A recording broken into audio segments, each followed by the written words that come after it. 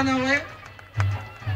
हा खरोखरच साहसी खेळ आहे आणि शिवराज मराठमोळा हा जो खेळ आहे तो शिवराज प्रतिष्ठानच्या वतीने ही जी भव्य दहीहंडी आपण इथे साजरी करत आहोत। जय वरदानी माता व्यायाम मंदिर या साहसी गोविंदांना आमचा सलाम। आणि आता थरावर थर